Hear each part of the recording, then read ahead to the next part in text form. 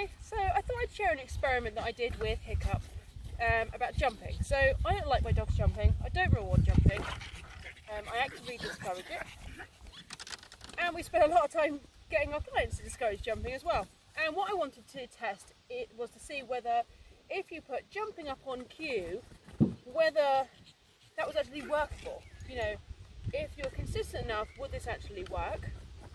And so I decided to use Hiccup as my experiment, mostly because I quite liked him jumping up at me for cuddles, and I wanted to see whether I could make sure I could make that consistent so he didn't jump up at other people. So I taught him a feet up cue. Feet up, good boy. So he'd put his feet up on things which he loved doing, and then I would teach him to put his feet up on me. Hiccup, feet up, good boy. You're a good boy. Because these kind of cuddles are actually quite nice and quite cute, but I didn't want him to do it when I wasn't asking him to do it.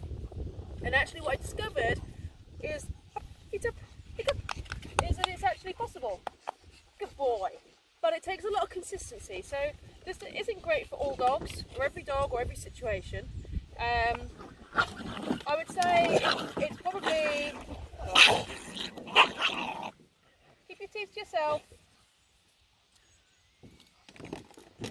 It's probably best for households where maybe people don't agree on the idea of the dog not jumping up, or if you have someone that stubbornly rewards the dog anyway and undoes all your training. So this way you can put it on cue and you can say it's okay for the dog to jump up at you as long as you have cued the behaviour. Now it's really important therefore that you don't ever respond to the dog when they offer it. So in the early stages, Hiccup offered his feet up all the time. He would jump up at me, like if I was in the office, he would jump up at my chair and put his feet up, and he'd jump up on Mike all the time. Mike would inadvertently reward it because he thought it was cute. So it took a lot of reminding that he should ask for the behaviour first. And by ignoring him when he put his feet up without asking, and then inviting him to put his feet up when he wasn't already offering it, up, feet up, good boy. He learned to only do it when he was asked, because that was when he got a fuss, that's when he got rewarded, and it worked really, really well.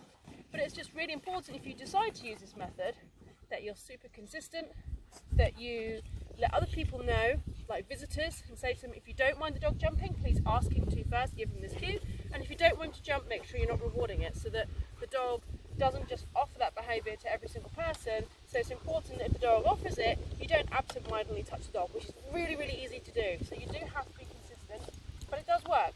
But I'm not saying this works for every dog. It really does depend on the dog, the people around you, and whether that's something you want to do. But I thought I'd share.